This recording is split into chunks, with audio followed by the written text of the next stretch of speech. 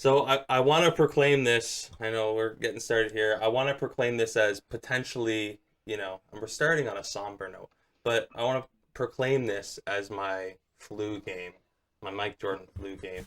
Um, Kind of battling today. Some people know I just lost, my brother, my little cat that I grew up with.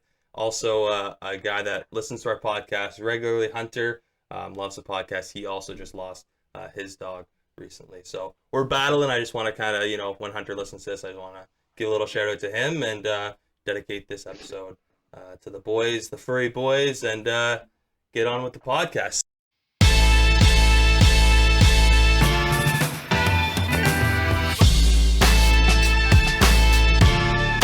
So, with that being said, welcome to the Lob It Up Podcast. We are your hosts, Tobias, Sivash, and Chris. Boys, how are we doing this week?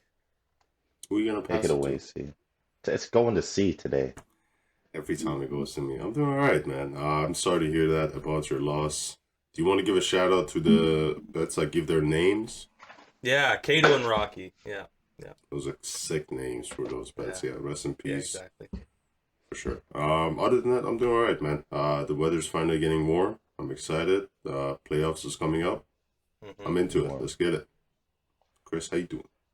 Not too bad, man. Yeah, I just also want to say, my condolences, brother. It ain't ever easy, especially with pets. They're like family members, bro. Not like they are family members. Yeah. Especially spending so much time with them. So, they in a better place right now, though. So, they listening from the pod upstairs. So. It is. Yeah, but this is the Lob It Up podcast too. This is a community. This is a family as well. So it's good to be with family. In times of that. But like Siavash was saying, playoffs are coming up, and we're gonna get into it. And we're gonna get into a couple things because I've gone back to a few episodes at the start of this new season. Some blasphemous takes. Some blasphemous takes. Probably from you guys mostly.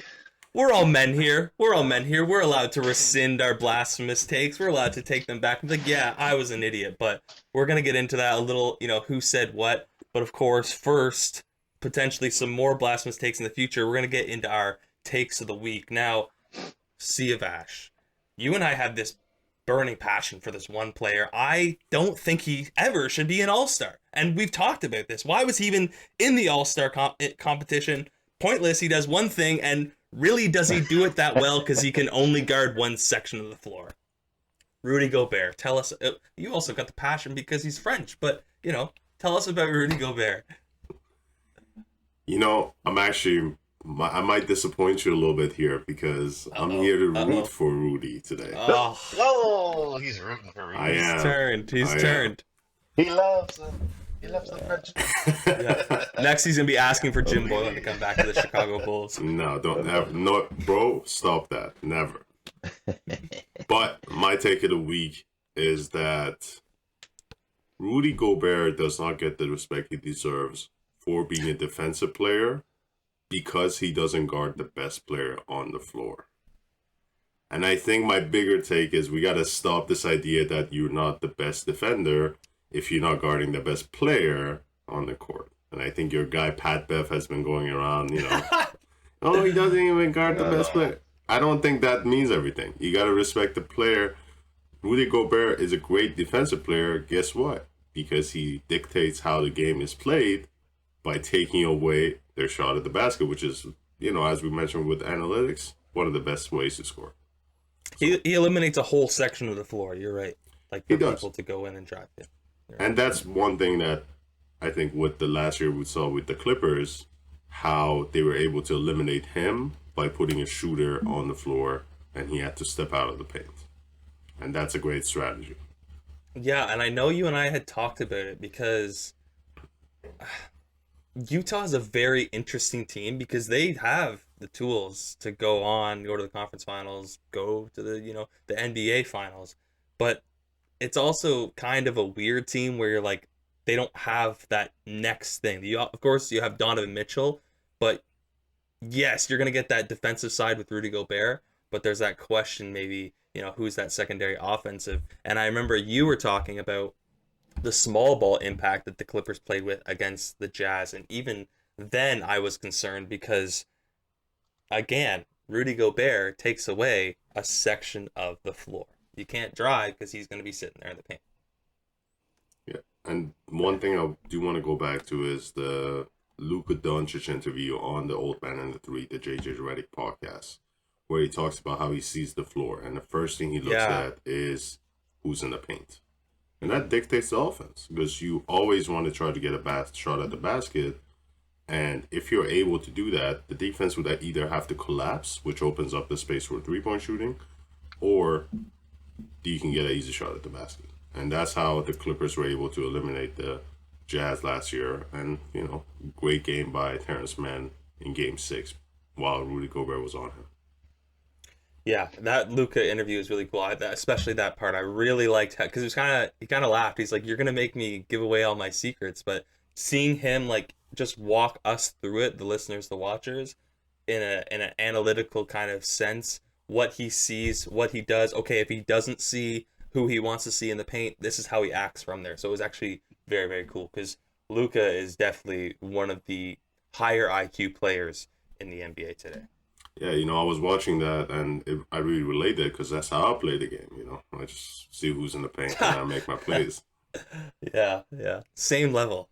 Listen, bro, I might have taught him that. I don't know. That's jokes. Yes, I might have taught him that. I don't know. How do you feel about, maybe his heel to babyface switch, Chris Siavash's opinion on Rudy Gobert?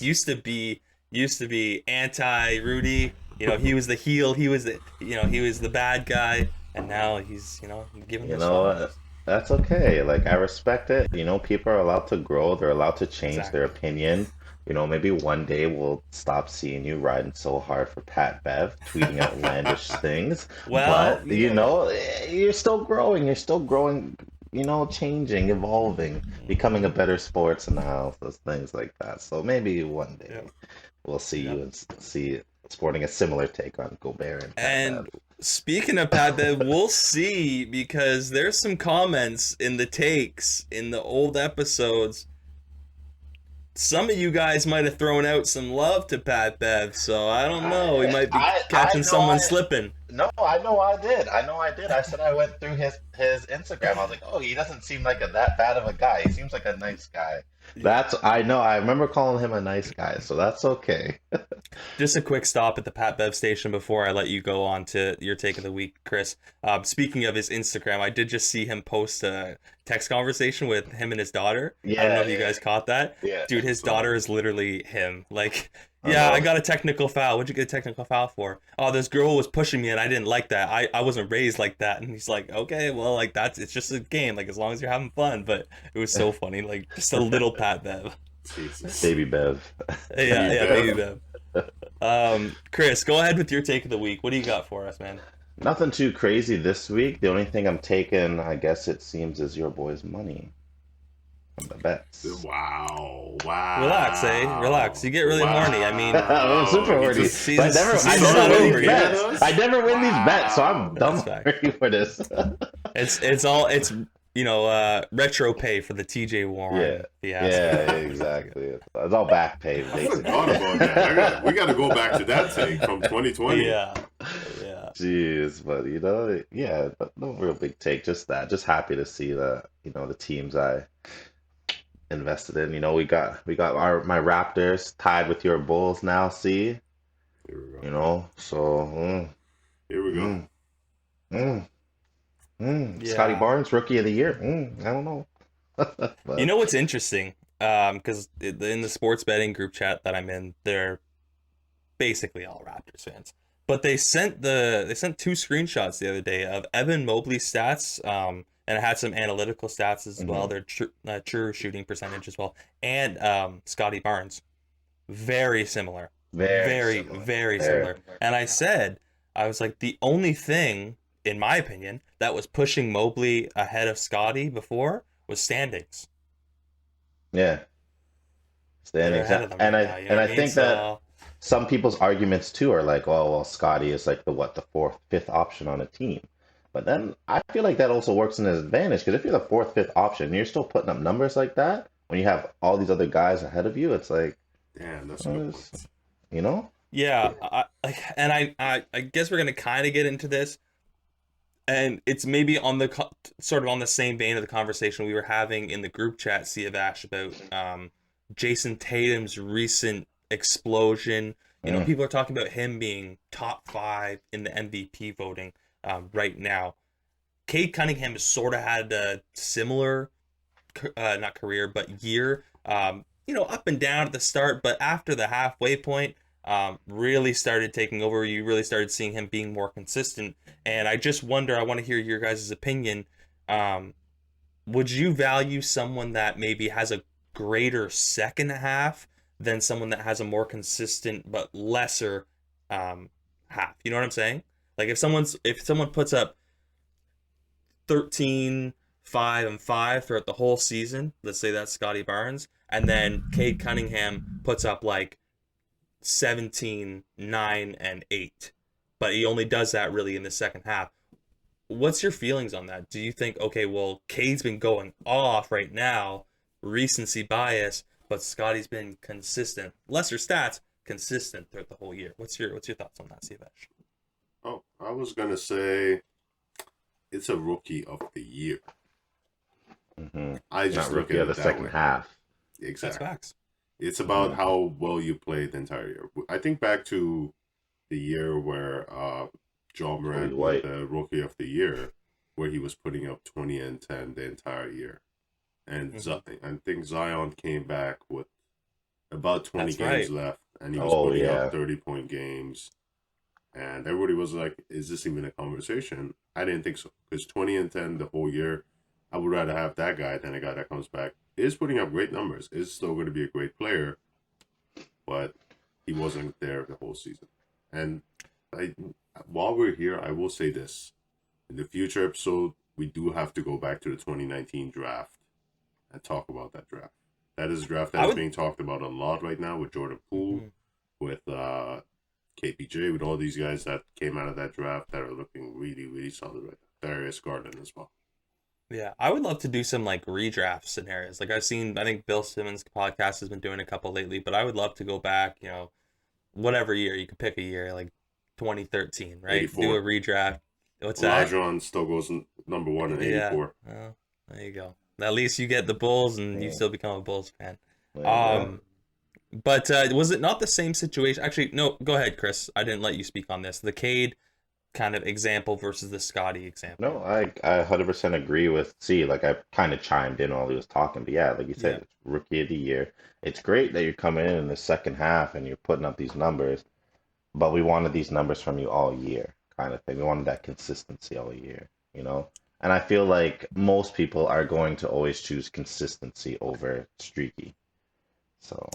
And I really like I can't give you a reason why Mobley would be, you know, over him. Like now Jared Allen's been out, and okay, so that's kind of like, all right, Mobley, here's a spotlight on you.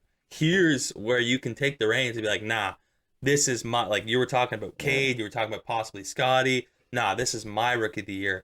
And the Cavs have been on a skid since Jared Allen went out. So it's kind of like now that guy that was, you know, your partner, he's gone, you look a little, you know, not as polished. And again, it's their first year.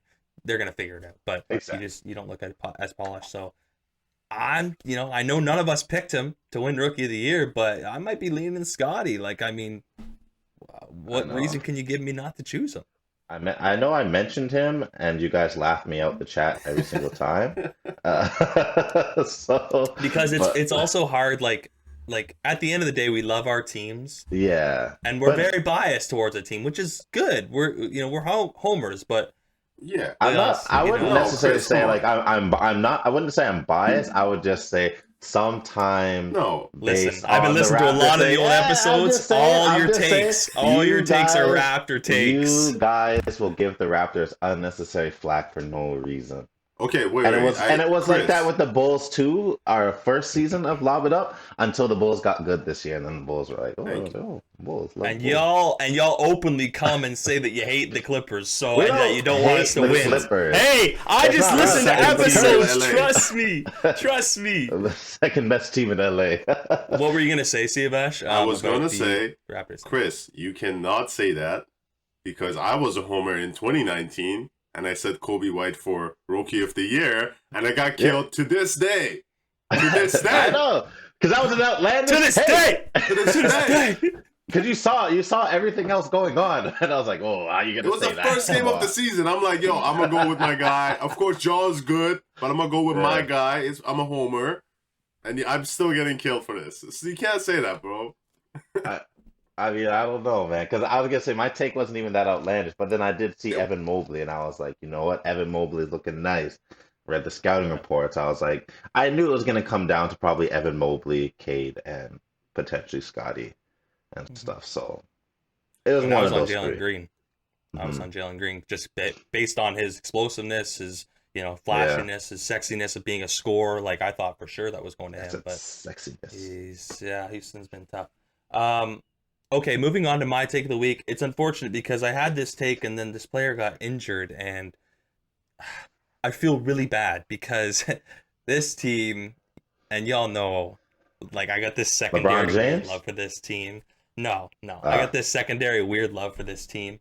I thought the Celtics, to be honest with you, my take was going to be the Celtics will finish first in the East. But unfortunately, Robert Williams just went down, which is just brutal for the Celtics going into the playoffs. Like he's a huge factor, the Time Lord. You know me, I'm a traditionalist. I like my big centers. I like my centers being 6'10" at the very minimum. This guy's 6'9", just roaming the paint and doing work. So that's I guess they could still do it. They're 47 and 29 in the fourth seed. The two seats above them have 46 wins, but and the Miami Heat, it looks like they're imploding right in front of our eyes. But yeah, I don't know that four at the top in the East is very, very tight, very tight. Mm-hmm.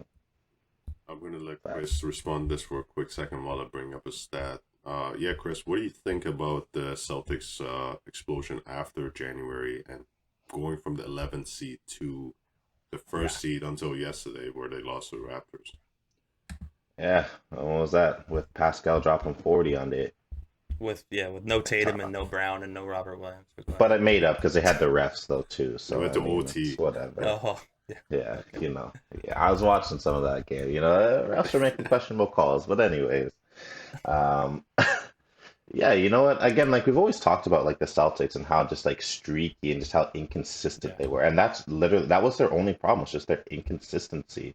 So it seems like after that like winter break from January on, they've kind of figured it out, and that essentially that's all we've ever said that they need to do is just figure it out, because they have the talent, they have like the scores, they've got everything they need. It was just what's going on.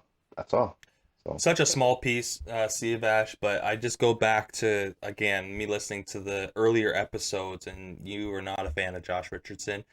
They made a trade this year, obviously around the trade deadline, moving Josh Richardson and getting in Derek White. Again, smaller piece. Do you think that might have factored in some sort of turnaround for the Celtics?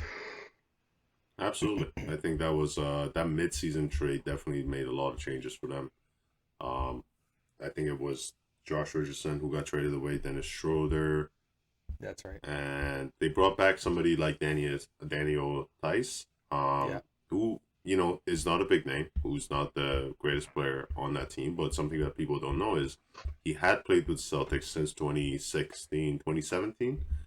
Mm-hmm. And so bringing back somebody that is already familiar with the team, they brought back Al Horford early that year. So I think what they have done a great job of is making sure they go to their strengths and making sure that their team chemistry is still at its best. I've been trying to kind of select these wins to kind of have the right stat for you, but since January 23rd, they have only had like 5 losses. Yeah. So it's just a crazy stat, man. And I think that's at least 20 games. So it's a crazy stat, man. Like, and one thing I will say, they were the first seed until yesterday, but I think that's also not to discredit them, but it goes towards how shaky the East has been this year. How the first seed Heat, I don't think they're looking the best right now. And and that's something we didn't talk about yet, is Spo and Jimmy Butler going crazy. Yeah. I don't put too much stock in that, to be honest with you. How many times do we see stuff like that on the bench? Like, it is what it is. It's concerning when it's a top seeded team. But again, look at the people in that system. You got PJ Tucker, okay? I'm sure he's very loud and not aggressive, but you know what I mean, very loud. You got Udonis Haslem. Bro, that guy's like 45. He's still playing. Like, how? I don't know. And he's very loud. Like, he was stepping up to Jimmy and saying, I will fight you. I will fight you. You got Jimmy. Jimmy's known to be very boisterous. You know what I mean? You got Kyle Lowry. Kyle Lowry's always known to be a pit bull, kind of, a bulldog in the NBA. A lot of those are grit and grind personalities. They work well together. I think it was just a moment of them calling each other out, but yeah, it is a little concerning because we're only 10 games away from the playoffs. Sure. Sorry. What's up, bro? Nothing. I was just checking the group chat real quick, like with my other boys, and he sent like a text conversation, random number, just wild things being said from this girl. All right, Wild. next segment. Wild things. Yeah. Okay, so Send me like the screenshot, I've been mentioning, I've gone back, listened to a few of the old episodes. I'm going to continue this, and we're going to make this a segment called Who Said It. So some are like softballs. I'm going to lob them up to you. You should know who said it. Some are a little, maybe more difficult. Some are spicy takes. Some are really hot takes when you look at what's going on. But we all are men. We're grown men. We reserve the right to change our opinions and say, you know what, I was wrong. So let me get it started. He's gonna come at me. There you Hmm. First take. The Dallas Mavericks will finish with the second seed and the Utah Jazz will finish with the first seed. Who said it? It could be me. It could be Chris. It could be Siavash. That's a Chris special right there, bro. It's Chris, me. It's me. I remember my standings, my standing predictions. So what was your thought process on that? Because yes, Dallas is now climbing up. You're feeling real horny. You might be taking home some money at the end of the season here. They're definitely climbing up, but for a long time, throughout the season, they were not looking like they were going to be a 2 seed. I still think it's very far-fetched. It's not going to happen. But maybe talk us through the Utah pick as well, because they're at 5. It was basically just based off their playing like last year and how, because what were they last year? Like they finished like second or first or something like that? They finished Dallas? 5th. No, Dallas. Sorry, I'm thinking Jazz. Oh, the Jazz? Yeah, they finished first. Yeah, no, I thought he said take us through the Jazz pick. Sorry, I heard Jazz. Right. So I started talking about them. But yeah, basically the Jazz pick was just based off of them playing last year, and then the Mavs. I don't know. I just had like what's an inkling? I just wanted to come in here, stir the pot, type of thing, and kind of see. Obviously I wasn't even riding that high on my Grizzlies. I think I had the That's Grizzlies, finishing all like had them seventh, low. like seventh or something like that, seventh or sixth. But yeah, oof. Boy, was I wrong. But I mean, hey, it still worked out in the end. I still, like I said, might be getting that little money payout at the end of the season. So it all worked out.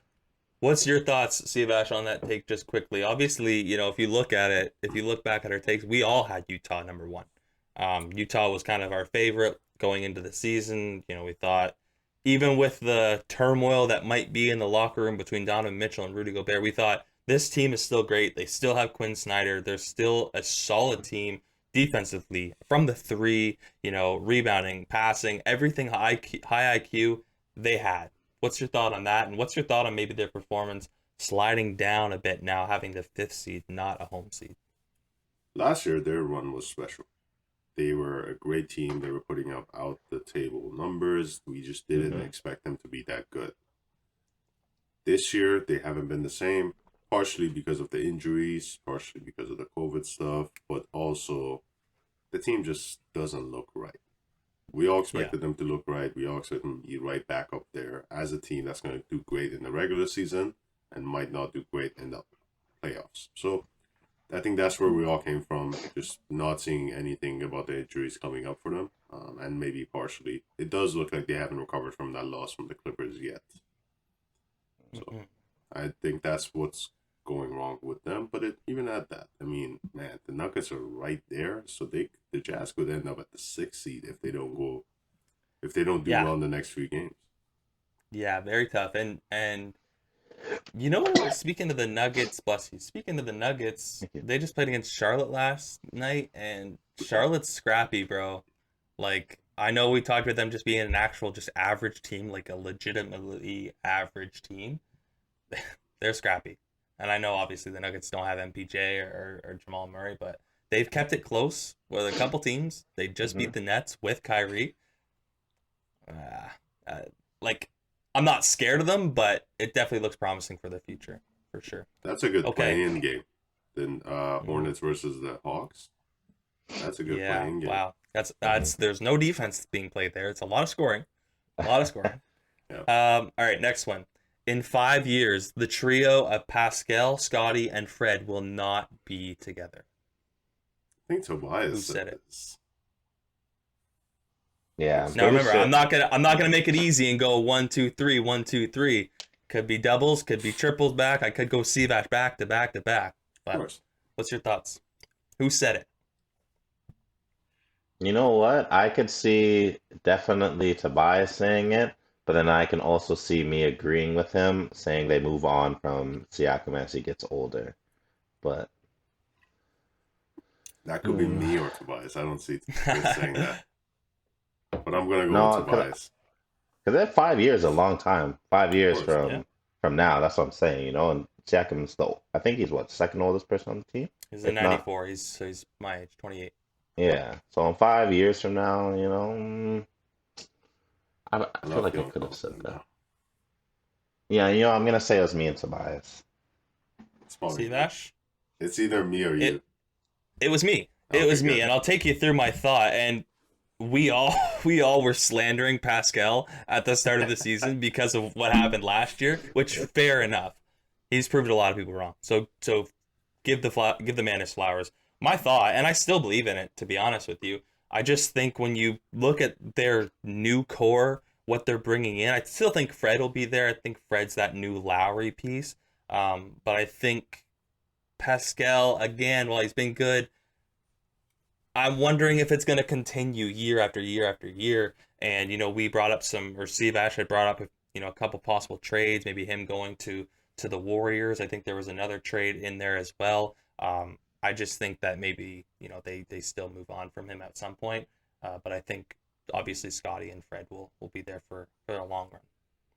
Yeah, I mean, 5 years is a long time, man. I talk about any core being together for 5 years. The only players that have been together for the last 5 years are the Warriors with Steph, Clay, and Draymond.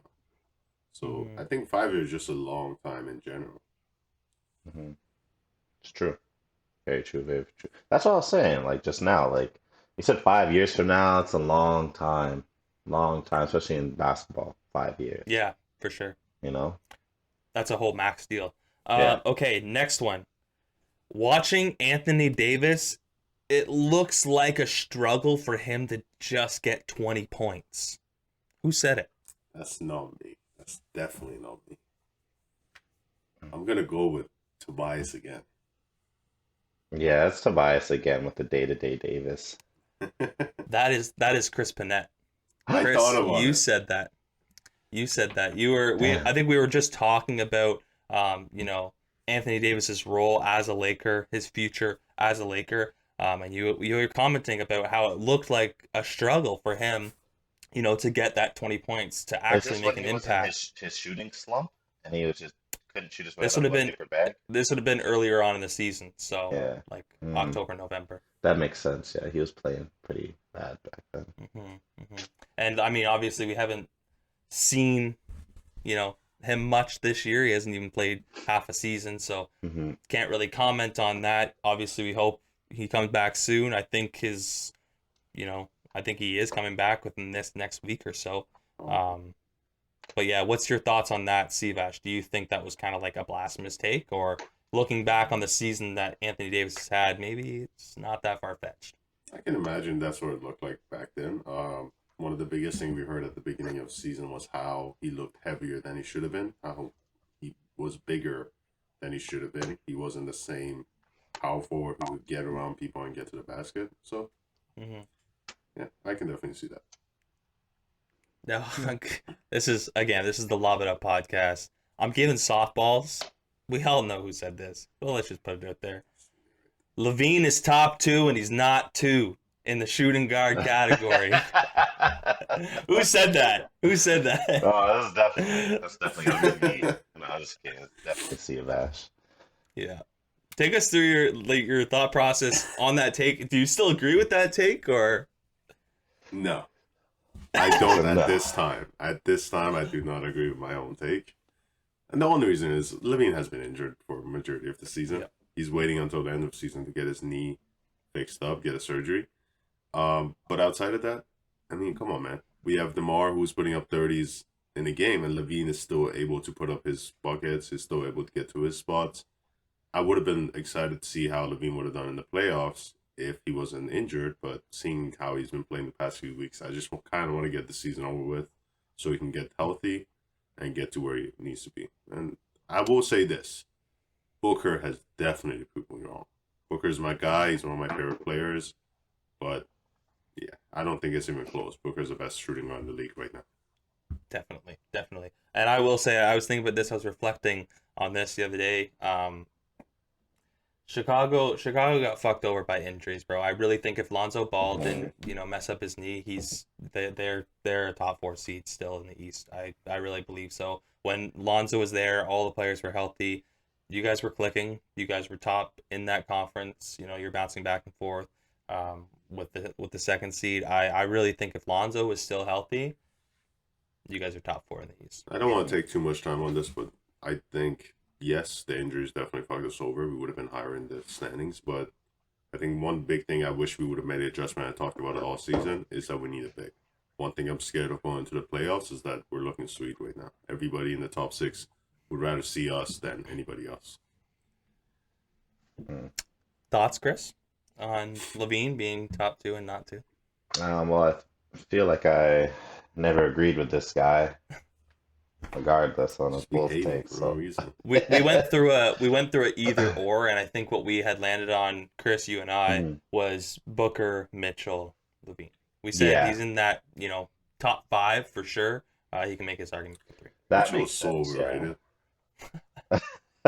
Y'all be on Mitchell's dick for no reason. Oh, relax. Not bro, me. Not me. I don't even like him that For much. years, people are like, Mitchell's better than Booker, and now that Booker is finally able to win because they finally put a team around him, he's the best shooting guard in the league. Because they finally gave him another player. Yeah, let's put Mitchell on the same teams that Booker was on back in the day. They gave Chris Paul the keys to the whip and then said, D-Book, you're on Ox. Just play us some heat. Don't worry about leading this team.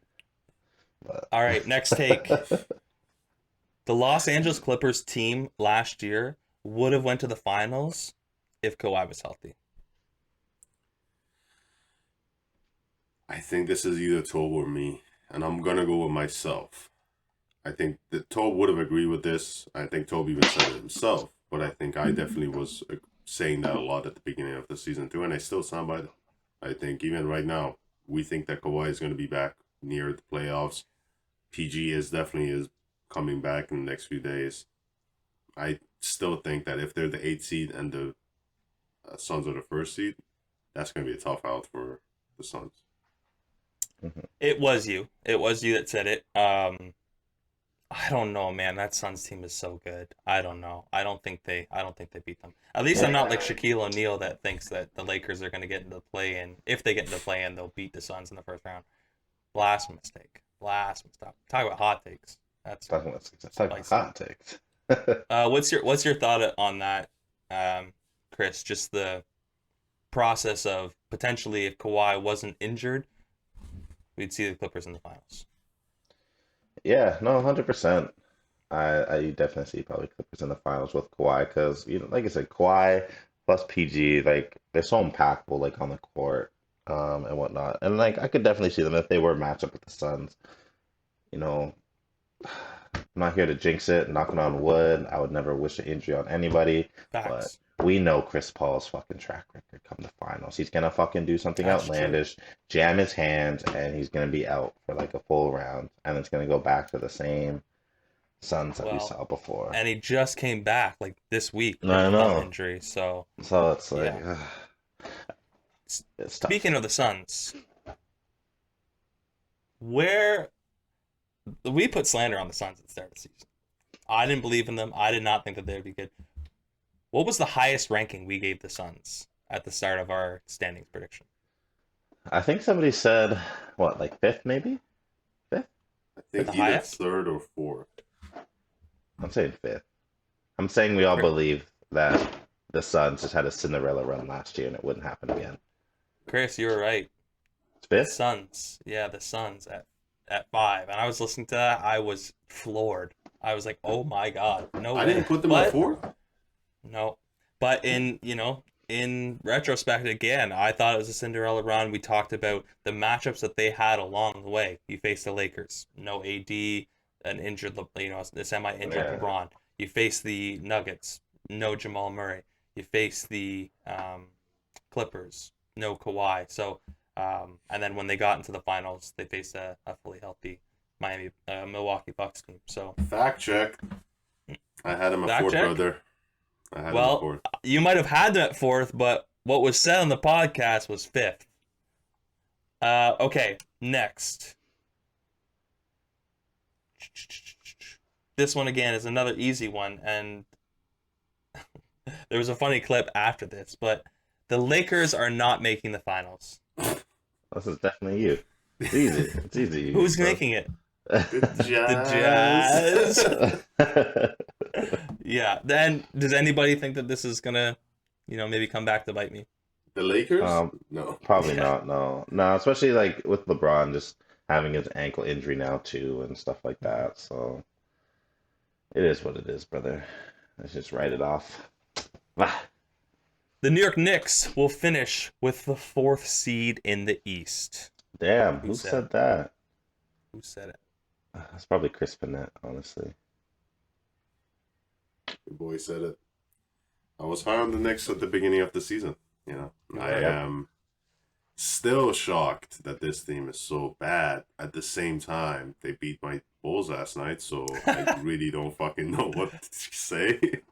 What does that mean, right? Yeah. Yeah, I just paid. That's what it means. But yeah, I definitely was high on them. I thought they would do great. It's similar to the run that Pascal had last year, where, Julius Randle had a great year, but then this year he just had this solid drop off that, after his contract, we just don't know where to stand with him right now. I want to see how he's going to play next year. Maybe he does need a situation change. He looks weird playing for the Knicks right now. There's a lot of passive aggression, a lot of actual aggression going on with him, with his teammates and the other players. So I'm we just talk about- waiting for the season to end. Speaking of aggression, can we talk about Jimmy fucking just going at Spoels? Like the two of them just fucking just. I was like, damn. I was like, this man whipped the clipboard. Jimmy, like, how mad you gotta be at your player, frustrated that you gonna whip your play clipboard at them? Like that's your guy. Welcome to That's the your podcast. investment. Yeah, welcome to the podcast. podcast. Like, We already damn. talked about that. When? 20 minutes That's the ago. start of the podcast. Damn, I didn't even hear it. That's wild. Yeah. You were probably. I think that was when you were looking at the text Oh, message. the from the thing. group Yeah, chat. yeah. About the Okay, girl that makes saying hi sense. to your boy. No, Yeah. it wasn't. Oh, it was not high. It was not high. It was more along the lines of hi. I'm also burning down below. And this All is your right, fault. all right. Okay, this is not that I type gotta of I gotta podcast. cut this out, bro. No. Yeah. Her So, down Chris, why south do you, mouth was on fire. But yeah, Jesus. Chris, why do you think the Knicks are so bad? Like Yeah. again, Steve, I had them at 4. Why do you think they're so Ugh. bad? What I happened was- with them? bro, like I said, I was so horny on them too. Like I like them. I thought they'd do well, and especially for me too, it was about Julius Randle as well. I thought he was gonna be playing well, but then again, like looking at just how he's been with the organization as a whole, like he said, like you see the frustration. You just see for some reason just something's just not working anymore. for them, and it's they are on a 4-game win streak right now, but they're currently sitting at the 11th seed with 34 wins. The Hawks are at the 10th seed with 38 wins. Is there any way that you see them making the play-in tournament? Who do they Again, have? they basically need to win every single game and pray that the Hawks go on a skid. No, I can't see them winning like the rest of their schedule. Yeah. Like, oof. I mean, they play the Hornets again, so they can maybe beat the Hornets because they already beat them once. They can maybe beat the Cavs. I feel like the Nets will be tough for them, and Raptors will probably beat them this time around. Magic, they should beat. Yeah, if they just lose one game, and it's like, that's it. Like, yeah. The Bing Bong era came to an end, and Really? Steve Ash could not be happier. and Let's stick with standings. Again, some brutal takes when we look at it. The Celtics finish with the 9th seed. One of you said the Celtics will finish with the 9th seed, and one of us said that the 76ers will finish with the 9th seed. Who said what? We can just, split the takes. I think Chris said the Celtics would finish with the 9th seed. I feel like I had Celtics higher. And I will take ownership of the Celtics finishing, or the Sixers finishing in the 9th seed. Chris, Tobias had the Celtics pretty high. I had them He 4th. at the 4th seed, yeah. So, But I feel like I had them lower. I feel like I had them at like 7. Not that. 9. Yeah. because I know I had the Sixers at 9, and That's wild. no way I would have had 2 teams at 9th, right? Yeah. I guess, yeah. I guess that would have been me. What are Damn. your thoughts, brother? Talk to us about why you didn't see the green team out of Boston, the Celtics making it to the finals this coming year, and you had them so low at the 9th seed. I'm not saying they didn't make it to the finals, they would have made it to the play-in. But again, it's just that inconsistency from them at the beginning of the season, from all the players. And it was just like, whose team is this? Who's running what? Who's doing what? And now that they figured it out, obviously, as we discussed at the start, like, yeah, they're firing on all cylinders, and they're a great squad again. It's just that shit streak. You can't. Yeah, that was pretty tough for them. Okay, the last one. I gotta say some more. There's some spicy ones in here, especially one about the Sacramento Kings and who their best player is right now. We're gonna save that one for the next podcast. All 3 of us had the same top 3 in the Eastern Conference. Do you remember who those 3 teams were? In the West? In the East. In the East? It was the Nets, the Bucks, and the Heat. Yeah. The Nets, the Bucks, and the Heat. Now, not far off. Heat, Bucks, they're there. The Nets, unfortunately, have, obviously Kyrie only playing half the games, the James Harden situation. They're sitting themselves right now at the 8th seed. Could be I don't know, actually. It's pretty tight between the Hornets, the Nets, and the Hawks. They're not going to catch the Cavs, I don't think. They could, maybe, I guess. It's only 3 wins. What do you think teams are doing in preparation to potentially play the Brooklyn Nets? Because we saw some of this last year in the Western Conference. Teams, sitting some players out during the stretch to maybe just manipulate the standings. I think we're seeing a bit of that in the East as well this year. What are your thoughts? What are you as a top seeded team, whether you're the Heat, the 76ers, or the Bucks, what are you thinking, in preparation to possibly avoid playing the Nets in the first round? That's a tough out. That's a tough out to play. Now with Kyrie playing full games. Mm-hmm. I don't know, bro. Chris? Oh, man. I don't really know right now. Just, I don't know. Because even with Kyrie still playing games, it doesn't mean Kyrie's going to always snap off and go for a 50 piece like he did the one game. I mean, he had an abysmal night the other night. It was garbage. Guy couldn't hit the basket to save his life. I don't know, man. It's like, But if I'm looking at a roster and I'm like, okay, Yeah. who do I got to guard? And I got Kyrie and KD, I'm like, oh no. And Blake Like Griffin? I'm scared. Yeah, yeah. Nick Claxton, I mean, it's like they're beatable. They James beat. Johnson. Come on, They're man. easy, they're Yeah, beatable. Damn. I'm just going back through some of like their old games, just looking at some of these scores, it's a putting up tough against like, squad, man. yeah, it is a tough squad. Very, very tough squad. And do we know anything, Sivash? You might have an update on this about the Ben Simmons situation. The last thing I heard was he had an epidural for his back. Um, are we going to see him in the playoffs? I don't think so. I think he's out for the Uh, season because of the Unfortunate. back. And the back, from what I understand, he gets aggregated either physically or because of just general, or in general, just stress. And stress either comes from physical Fair. mm, or actual emotional. So it does Yeah. seem like this is really like something that's bothering him. I hmm doubt there was something that happened to him physically that put him in this position. And I would, if I had to guess, I think he's out for the season. That's tough. I really wanted to see him come for the Sure. playoffs. I think like man, we could have had an 8 seed in the finals. Like if Ben Simmons was there, we could still see it. I'm not saying that's far fetched, but that team, that offensive explosion, then you add Ben Simmons, a defensive player of the year candidate. Yeah, that'd be scary. I just thought about this. How are we judging this playing tournament in case of seeding? Because What do you mean? you just set the 8 seed, and I was just thinking, I'm like, look, if the playing tournament happened today, the Nets would beat the Cavs, and they would have to. They would play the second seed Sixers, right? But in Yep. a year from now, because like for the past whatever months, people are saying, oh, the Warriors didn't even make the playoffs. They were the 8 seed, but because of the playing tournament, they got out. Are we judging it by the seeding, or are we judging it by the playing tournament? Are we going to call the Nets an 8 seed when they play the Sixers, or are we going to call them a 7 seed because of the playing tournament? I think we have to, and I don't know if this is what you're saying. I don't think it is, but we can't discredit the play-in tournament because we might not like the style of the play-in tournament. Like if a 7 seed, would normally make the playoffs and they lose in the play-in, like I'm sorry, bro. Like this has been around for what, two, maybe this is the third year. Like Technically, yeah. this is now the thing. So if you're the yeah. 7 seed, you put yourself in that position that you're the 7 seed. Just win one game. That's all you have to do. Um, so I mean, if a 10 seed, like yes, the Hawks like right now would be a 8 seed going into the playoffs, but I think you would recognize them as, hey, they were a 10 seed and they were able to win 2 games in the play-in tournament to put themselves as an 8 seed. That's how I look at it.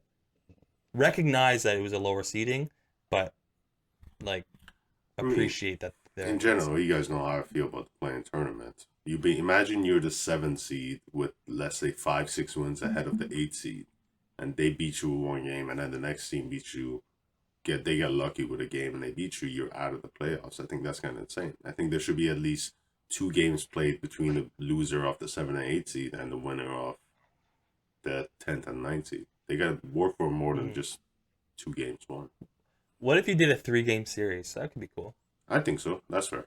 Yeah, that could be cool. Because then that also again is like, yo, you want to get a top 6 seed because if you got to potentially play 3 games before you now go into the playoffs, like that, we're talking about like longevity in the playoffs and injuries and stuff like that.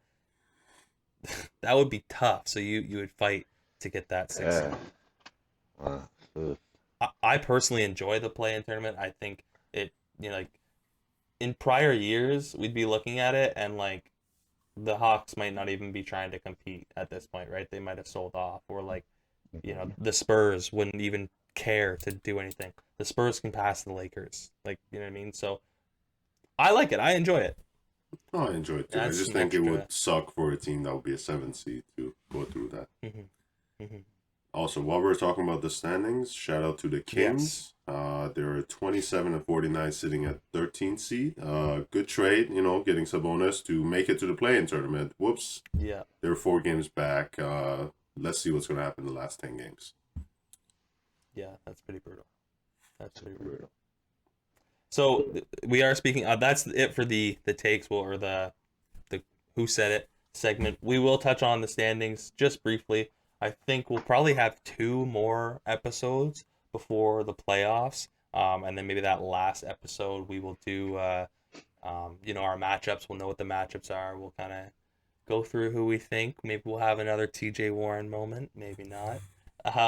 But right now, Chris, break down the West. What are you seeing in the West? Do you think there's going to be any more like movement? Obviously, there's possibility for some shift, but I think the East is what everyone's watching. But let's talk about the West right now. What are you seeing over there? Yeah, just looking at this ladder right now, just the standings, I would actually be very hard pressed to believe that the Lakers even make the play-in at this point. Just looking at the rest of their games, Wow. having like an injured LeBron, and just like the inconsistency from the rest of the other players, man. They So, do have one of the top like 5 toughest schedules left yeah, in the NBA, as do the Bulls. it's just a tough schedule. That's all it is, you know. Yeah. And let me look at the Timberwolves. And the 'cause I've been Spurs liking are the like Timberwolves the too. Spurs are right there, and I know the Spurs don't have a guy like LeBron. They don't have a guy like, if we look at the Pelicans, they don't have a guy like CJ or BI. Mhm. They've got DeJounte Murray. That's their guy. When it comes to the Spurs, if we're talking about contention and playoffs, I don't care about who's on the floor. I'm looking at who's behind the bench.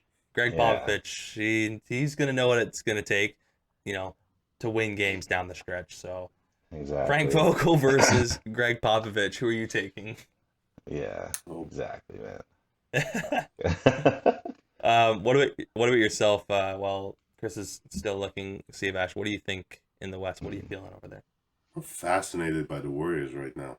They just lost Steph Curry to an injury with the knee, Yeah, and very they tough. only had a win against the Heat during that stint, and they've been going 4-6 in the last 10. They are sitting 48 and 28. The Mavericks are right there, and below that is Jazz, the Nuggets, and the And that's Timberwolves. tight. It's pretty tight down there. Pause, but in general, I think I'm just fascinated by that situation. Just see how they're going to play out in the next few games and where they're going to end up and where Steph is going to be by the end of the season. Yeah, will Steph be back for playoffs? I have no idea. I'll be honest, I forgot about that whole situation. That's tough. Well, if someone wants to look it up, I don't know how far away he is from it, but you know, we talk about guys like Jordan Poole stepping up, Klay Thompson's there, but you know, Steph Curry's Steph Curry. Like we were talking about Steph Curry being MVP, you know, caliber player. He was balling out this year. You know, he's had some great moments this year, passing Ray Allen all time in threes. We had a good conversation about him being a top 15, top 10. Where does he rank in that list? But yeah, it's looking like scary hours for the Warriors if Steph does not come back healthy early. Because if the playoffs were to start today, they face the Nuggets. What do you think that, in my opinion, but what do you think the biggest weakness for the Golden State Warriors is? Their center position, What's the greatest strength of the Denver Nuggets? their point guard position, Yeah. their point center. Yeah, well, I mean, fair. Yeah, he had a triple-double last night, so, I mean, again. But, yeah, like, if Steph doesn't come back, the Nuggets might be able to take over that. Very scary. Chris, are you seeing anything else in the West there? The Timberwolves, again, is definitely a surprising team for us. I don't Very think they surprising. catch up to that 6th seed. No, that's what But I was if we again. look, I was just looking at their schedule, and the only other. I gotta go. Oh, I thought you were talking. I thought your mic cut out. I was like, oh shit. okay, so Yeah, that's the Western Conference. The Eastern Conference, again, like we've mentioned multiple times, very tight. Lots of quick change there that could happen in the top 4. And you two are going to be battling it out over these next 5, 6, 7 games. Yep. The eye roll was so heavy there by Sea of Ash. Wow. Would you guys, I'm not going to be in it, but, you know, I would like to propose it to you guys if you would like. Would you guys like to make a little wager between yourselves? We're not doing this. come We're on, not doing see. this. Yeah, right. I'm already losing money on your Raptors making it to the playoffs. I'm not doing this, bro. Maybe you can recoup that, win it back. You're not a betting man? Yeah, Don't believe in right. your- you No, don't believe no, in I'm your not. Bulls? With my Bulls team right now, I am not. I'm just gonna sit back, watch this year's playoffs. I'll see you on next season. Damn, this guy's Alright. already checked out. That's wild. Hey man, this is me every end of the season. Remember last I know. season? That's true. There was like 5 games left. I'm like, listen, bro, wrap it up. I don't care. Well, with that being the standings in the East, and we talked about the standings in the West, look back on some, some hot takes, some spicy takes, some takes that really, we already knew who had said them. Lavine, Pat Bev stuff, all that stuff.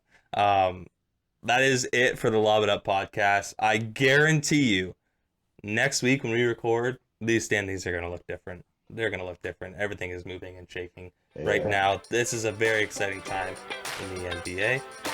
But yeah, we'll catch you in the next one. Peace.